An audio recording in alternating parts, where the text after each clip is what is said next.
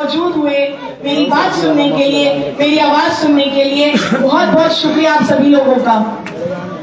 دیکھیے، میں شروعات اس بات سے کروں گی، اس علاقے کے حالات سے آپ سبھی لوگ واقف ہیں۔ پچھلے کچھ سالوں میں کس قدر اس علاقے کو بد سے بدترین حالات میں لا دیا گیا ہے۔ جو یہ نمائندے آ کے بیٹھے تھے، انہوں نے یہاں آ کے کوئی کام نہیں کرا ہے۔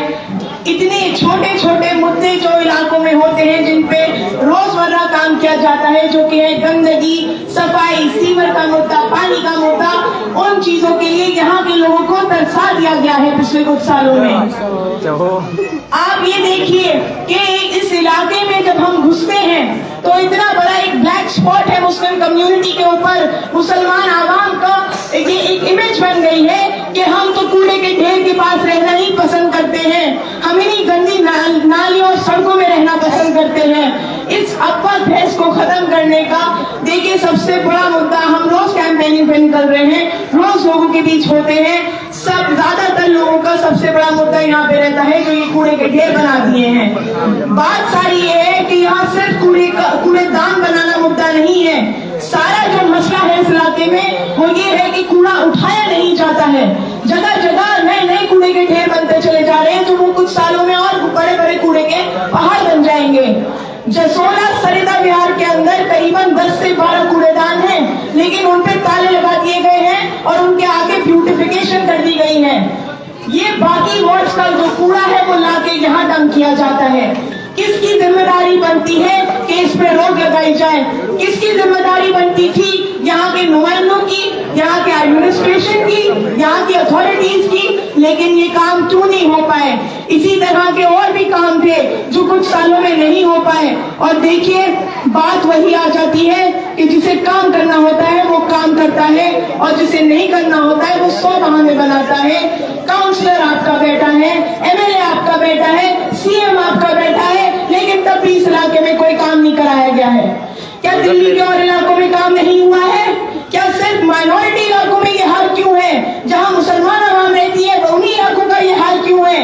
آپ سب لوگ سمجھدار ہیں کس طرح یہ عام آدمی پارٹی کی ایک ہوا چلی تھی، گمراہی کی ہوا چلی تھی، لوگوں کو گمراہ کر دیا گیا۔ لوگ معصوم تھے، اس وقت نہیں سمجھ پائے کس طرح سے لوگوں کو گمراہ کیا گیا۔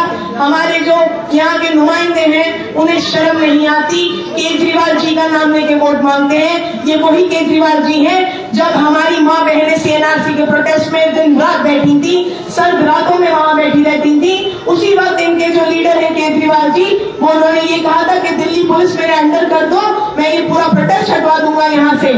یہ وہی کیجریوال جی ہیں جنہوں نے کووڈ کے بعد دلی میں یہ کہا تھا کہ دلی کا برا حال مرکز کی وجہ سے ہوا ہے۔ مولانا سعد صاحب جیسی عظیم شخصیت کو کس طرح انہوں نے پریشان کیا، بدنام کیا، ان کے خلاف FIR کروا دی گئی۔ جب ٹی وی پہ کووڈ کے کیسز آتے تھے دلی کے تو مرکز کے کیس الگ سے دکھائے جاتے تھے پوری، اور ان کے الفاظ یہ بھی تھے، آپ شاید جا کے گھر اپنے انٹرویو دیکھیے گا پرانا، انہوں نے یہ کہا تھا کہ نہ گردوارے کی وجہ سے نہ مندر کی وجہ سے، یہ صرف مرکز کی وجہ سے پھیلا ہے دلی میں کووڈ۔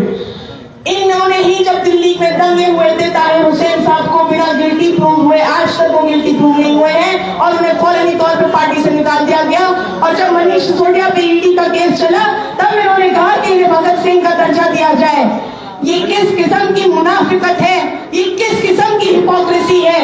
آپ سب لوگوں کے سامنے ان کی ریڈیکل آئیڈیالوجی سامنے آ چکی ہے، یہ کس طرح کی سوچ رکھتے ہیں یہ سامنے آ چکا ہے۔ آپ سب سمجھدار ہیں۔ دیکھیے، میں پھر وہی کہوں گی، موقع دینا سب کو ضروری ہوتا ہے۔ بہت اچھا ہوا کہ عام آدمی پارٹی کو موقع دیا گیا، ورنہ ان کی اصلیتیں سامنے نہیں آتی اور یہ اسی طرح گمراہ کرتے رہتے سب لوگوں کو۔ بالکل۔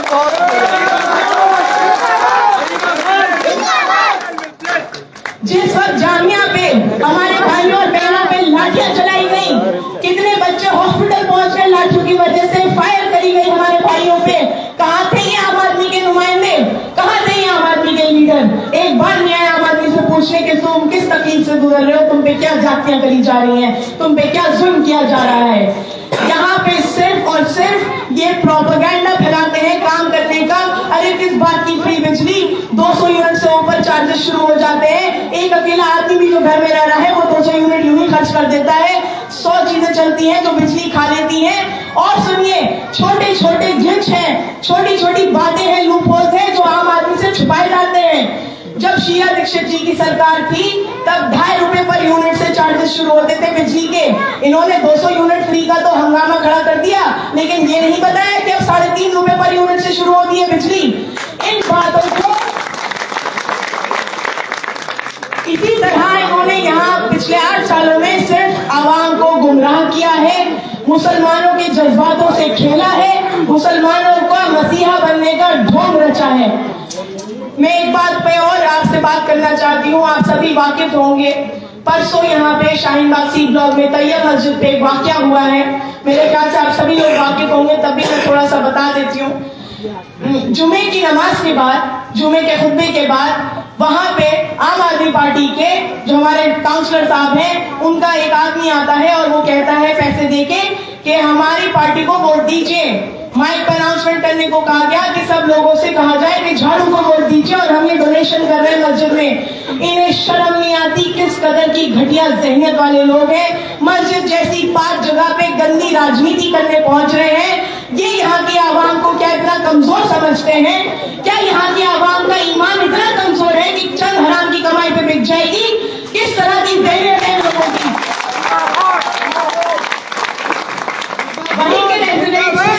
वहीं के रेजिडेंट्स ने जब इस बात पे हंगामा खड़ा किया कि ये गलत बात है, ये खुल्लम खुल्ला इस तरह से वोट खरीदने की कोशिश नहीं करी जा सकती, तब हमारे वालिद साहब को वहां बुलाया गया कि आप आके यहाँ आवाज उठाइए इनके खिलाफ।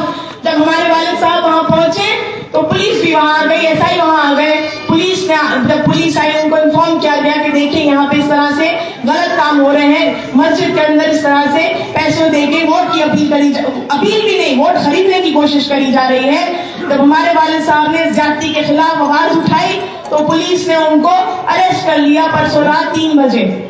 आप ये देखिए कि वहां पे वार्ड 188 के जो और भी वो है कैंडिडेट्स, वो सब भी वहां पहुंचे थे, उन्होंने भी अपनी आवाज उठाई, लेकिन पुलिस ने जो है सिर्फ और सिर्फ हमारे वालिद साहब को टारगेट करा। एफआईआर सिर्फ उन्हीं के खिलाफ काटी गई है। क्या वजह है इसकी? बाकी लोगों के खिलाफ क्यों नहीं काटी गई एफआईआर? वजह ये है कि पुलिस खुद इतनी दहशत में आ चुकी है, पुलिस खुद इतने डर में आ चुकी है। उन्हें दिख रहा है कि हम सत्ता में आने वाले हैं, हम पावर में आने वाले हैं। पुलिस को दिख रहा है कि यहाँ के लोग इनको पूरी तरह सपोर्ट दे रहे हैं और इनको जिताएंगे इंशाल्लाह कि पुलिस को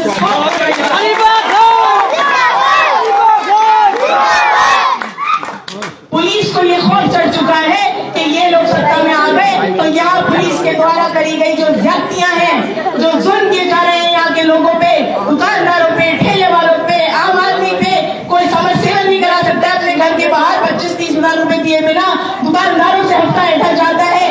इन सारी ज्यादतियों पे हम रोक लगाने के लिए आ रहे हैं। परसों जो किस्सा हुआ है, अभी तो हम जीते भी नहीं हैं, अभी से हमने एक्शन लेना शुरू कर दिया है पुलिस की ज्यादतियों के खिलाफ। यही डर और खौफ इनके अंदर बैठता जा रहा है।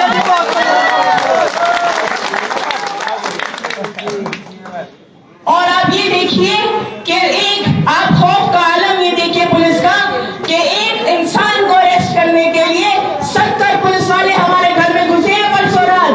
किस कदर डरी हुई है पुलिस कि एक आदमी का कितना बड़ा खौफ है उसपे कि 70 लोग आए एक आदमी को पकड़ने के लिए। और यहाँ के जो नुमाइंदे हैं जिन्होंने इतनी घटिया हरकत करी है परसों, आप उनकी बौखलाहट का आलम देखिए कि उन्होंने अपनी जमानत जब्त होती दिखाई दे रही है, जो वो खुल्ला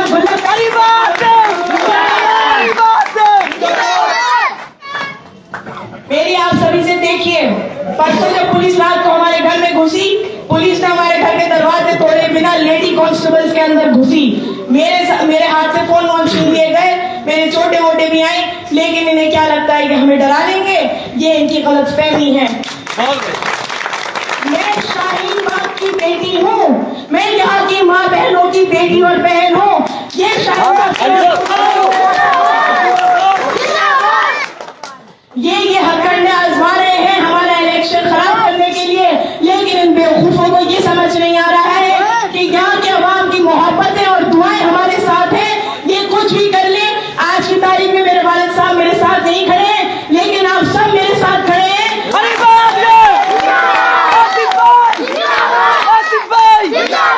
आप सबकी सरपरस्ती, मुझे पूरा यकीन है जब तक आप सबकी सरपरस्ती मेरे साथ है, मुझे कोई हिला नहीं सकता, मुझे कोई डरा नहीं सकता।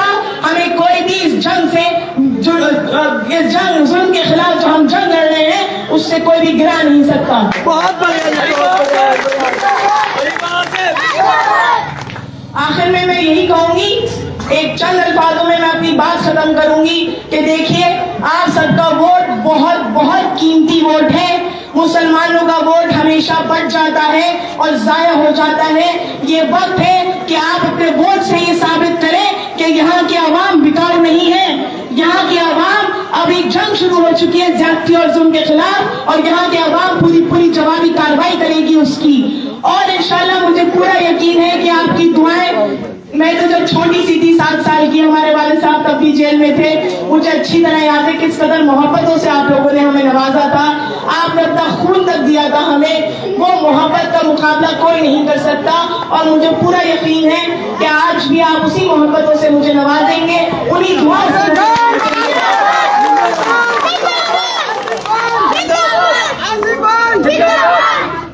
हम अमन चाहते हैं,